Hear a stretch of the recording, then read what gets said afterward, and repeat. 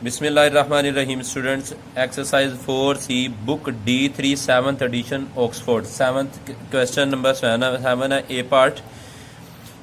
ए part में उसने statement दी हुई है। इसमें हमें कहता है कि आप इन्हें साइंटिफिक नोटेशन जिसे स्टैंडर्ड फॉर्म भी बोलते हैं, और दूसरा इसको हमने 3 सिग्निफिकेंट फिगर तक अपने क्वेश्चंस को सॉल्व करना है with the help of calculator. वहाँ पे लिखा हुआ है बुक पे 1.37 मल्टीप्लाई बाई। अब ये जो मल्टीप्लाई का साइन है, इसकी वजह से ये जो 3 पावर है ये इसे अलहदा दी जा सकती है और इसे अलहदा। मैंने ये 3 पावर इसे अलहदा दे दी और इसको अलहदा दे दी है, क्योंकि ये पावर ब्रैकेट लगने का मतलब ये है कि इसको भी मिलेगी और इसको भी पावर दी जाएगी।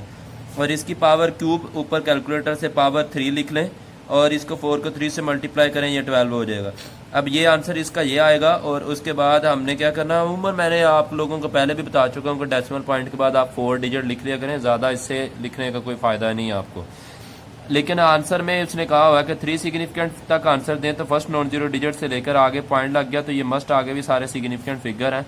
तो हमने यहाँ तक 3 सिग्निफिकेंट फिगर तक यहाँ तक रखना है, और बाकी के अगर ये 5 या 5 से ग्रेटर है तो एक का इजाफा कर देंगे, नहीं तो कोई इंक्रीमेंट नहीं आएगा। तो यहाँ पे कोई भी स्टूडेंट्स इंक्रीमेंट नहीं होगा, तो एज इट इज ये आप लोगों का आंसर आ जाएगा। बी पार्ट मैंने पहले सोचा था कि मैं आप खुद कर लें, लेकिन फिर मैंने कहा कि आप लोग अक्सर क्वेश्चन गलत कर देते हैं, मैंने लास्ट पे किया हुआ है, वो भी आपको मैं दिखा देता हूँ। पहले ये सी पार्ट कर लें। ये ऊपर स्क्वायर रूट है। स्क्वायर रूट मतलब इसकी पावर यहाँ पे कुछ नहीं, तो यहाँ 1 इसको कन्वर्ट करें तो 1/2 होती है। ये इसे मल्टीप्लाई का साइन अगर ये प्लस माइनस का होता तो ये स्क्वायर रूट को अलग-अलग नहीं किया जा सकता। ये मल्टीप्लाई का साइन इसके लिए पावर अलग कर ली और इसके लिए अलग कर ली, और इसके ऊपर स्क्वायर रूट डाल के कैलकुलेटर पर ये लिखेंगे तो ये आपको ये मिल जाएगा। और 10 पावर 8 जो है ये स्टूडेंट्स इस तरीके से होगा कि 10 पावर 8 है। ये स्क्वायर रूट का मतलब होता है कि 1/2। ये इसे कैंसिल करें 2 1 2 2 4 8। तो ये रफ वर्क में लिख लें, ये आपके क्वेश्चन का पार्ट नहीं है। तो यहाँ से फिर ये इसकी 10 पावर 4 आ जाएगा। तो ये ऑलरेडी 3 सिग्निफिकेंट फिगर से भी कम चला गया, तो यहाँ पे लिखने की ज़रूरत नहीं आपको, ये 3 सिग्निफिकेंट फिगर है।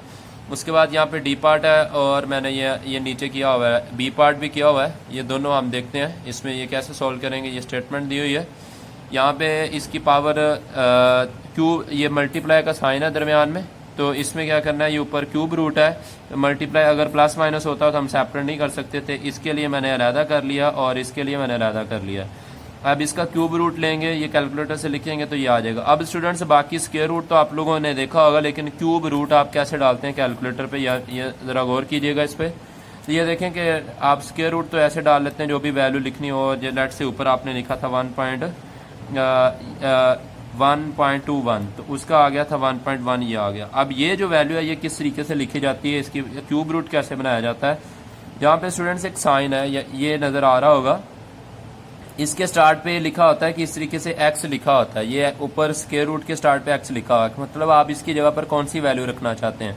तो मैं इसकी जगह पे 3 रखना चाहता हूँ, ये मैंने 3 लिख लिया, और शिफ्ट दबाकर ये मैं प्रेस करूंगा तो ये देखें इस तरह की ये जो x नज़र आ रहा है, मतलब ये x नहीं बनेगा, अब ये x की जगह पर ये 3 आएगा, तो ये क्यूब रूट बन जाएगा। अब आजकल मॉडर्न टाइप के कैलकुलेटर आ रहे हैं, तो यहाँ पर वो ब्लॉक सा बना होता है और उस ब्लॉक के अंदर आप 3 लिख सकते हैं, तो वैसे कर लें। या ये जो इससे मैंने मेथड आपको ये बता दिया, इससे आप ये मेथड लगा सकते हैं कि x की रिप्लेसमेंट में आप 3 लिख सकते हैं, 4 5 जो भी आपकी वैल्यू आना चाहे आप रखना चाहे आप रख सकते हैं।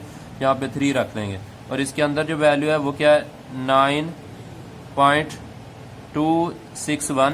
तो ये जो वैल्यू इसको प्रेस करें तो ये 2.1 आंसर देगा। तो इस तरीके से स्टूडेंट्स हम इसे सॉल्व कर लेंगे। और ये क्यूब रूट इसका मतलब इसे 1/3 लिखें, 3 1 3 3 2 6, और यहाँ पे 2 बचेगा, 1 नीचे नहीं लिखते, 2 को 1 से मल्टीप्लाई करें, 2 1 2, 10 की पावर 2 आ जाएगी। अब लास्ट वाला ये बी पार्ट मैंने यहाँ पे फिर सॉल्व किया हुआ है, और आप लोग इसे देख लें गौर से कि ये कैसे करना है। ये हमने इसके साथ ये 3.4 है, ये 2 पावर दरमियान में मल्टीप्लाई है। अब ये 2 इसे भी अलहदा दे देंगे और इसे अलहदा मल्टीप्लाई करवा देंगे। जब इसे इसको स्क्वायर दिया तो इसको ये कैलकुलेटर से लिखकर ऊपर आपने स्क्वायर कर देना, ये आ जाना, और 3 को 2 से मल्टीप्लाई करना, 6 आ जाना। अब बाज़ बच्चों के जहन में आ रहा होता कि ये जो 6 है इसके साथ भी मल्टीप्लाई करना है, इसके साथ भी मल्टीप्लाई करना है। तो स्टूडेंट्स ऐसा नहीं किया जाता, ऐसे क्वेश्चन गलत हो जाता है। दरमियान में प्लस या माइनस का साइन आए तो फिर दोनों से मल्टीप्लाई करते हैं, अगर मल्टीप्लाई का साइन आए तो फिर एक वैल्यू के साथ मल्टीप्लाई करके नेक्स्ट वैल्यू के साथ मल्टीप्लाई नहीं करते। आप चाहे इसके साथ कर लें या इसके साथ, लेकिन इसके साथ नहीं करेंगे, क्योंकि ये हम साइंटिफिक नोटेशन में आंसर देना होता है, और 10 पावर 6 उसके साथ मल्टीप्लाई करेंगे तो क्वेश्चन गलत हो जाएगा। तो सिर्फ इसके साथ मल्टीप्लाई करवाएं, इसके साथ मल्टीप्लाई करवाया तो ये आंसर आ गया यहाँ पे 10 पावर 6, लेकिन हमने तो आंसर जो है साइंटिफिक नोटेशन में देना होता है। तो ये डेसिमल पॉइंट 1 आगे मूव करवाएं, जब मूव करवाएंगे तो 10 पावर 1 एक और आएगी 10 पावर 1, तो क्योंकि एक डेसिमल पॉइंट मूव करवाया 10 पावर 1 और 10 पावर 6 ऑलरेडी था, जब मल्टीप्लाई करते हैं बेस सेम हो तो उनकी पावर्स ऐड हो जाती हैं, 1 + 6 तो ये पावर 7 हो जाएगी, तो ये 6.936। अब हमने आंसर देना था 3 सिग्निफिकेंट फिगर, ये फर्स्ट नॉन जीरो डिजिट से लेकर आगे देखें ये 3 सिग्निफिकेंट यहाँ तक पूरे हो जाएंगे। आगे वाला नंबर 5 से बड़ा, तो पिछले में एक का इंक्रीमेंट कर दें तो 3 की बजाय या 4 आ जाएगा 10 पावर 7 एज इट इज़, और इसके लिए हम लिख देंगे कि ये 3 सिग्निफिकेंट फिगर तक हमारा आंसर आ चुका हुआ है। ओके स्टूडेंट्स, यही तक हमने करना है। अल्लाह हाफिज़।